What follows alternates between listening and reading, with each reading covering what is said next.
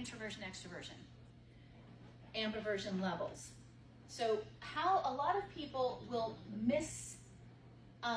interpret introversion as being shy or extroversion as being outspoken. I know some pretty shy extroverts and I know some pretty outspoken introverts. When we're talking about introversion and extroversion from a neuroscience point of view, we're talking about how much external energy or external stimulus does the brain want at any given moment in order to process at its peak.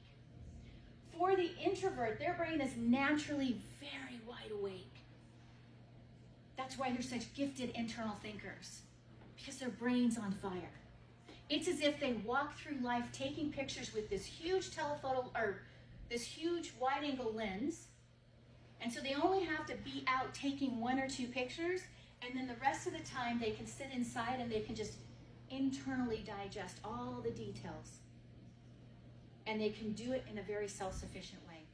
Now, the extrovert, they are the opposite. Their brain's naturally very, very sleepy. It's like they walk around life taking pictures of the world with little tiny telephoto lens. So they're constantly moving, trying to keep the stimulus so they don't fall asleep.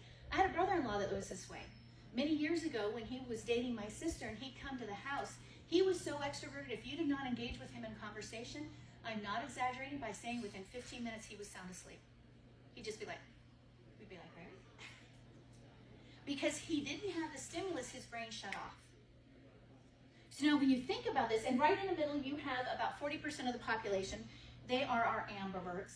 We love our ambiverts. Have you ever done one of these assessments or heard one of these presentations and said, well, you know what? Sometimes I want to go out and get lots of stimulus.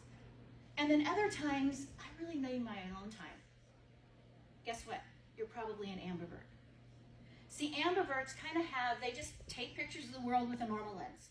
It's not a telephoto, it's not a wide angle. So some days they're fine functioning in a high stimulus situation, and other days they need it more quiet so they can internally digest information. Now the key is, when you're applying this to your teams or to your interaction, you've got to stop and think about, who am I interacting with? Or what is the person on the team and how are they going to fit in that team if they are an introvert? They're going to be overstimulated really easily. So you never want to place them in a position or hire them for a position, no matter how great they look on paper, if that position is a high stimulus position. If literally that place where they are doing their work is right there at close to the busiest part of the entire office, literally their brain's going to be overwhelmed and they're not ultimately going to be happy with the job. Not because they're not qualified or because they don't enjoy the work they're doing, but when the introvert's brain gets overwhelmed, the stress mechanism kicks in. And we're going to talk about what the stress mechanism does to the brain's ability to think in a few minutes. So you want to kind of stop and think, where are they and how do they fit?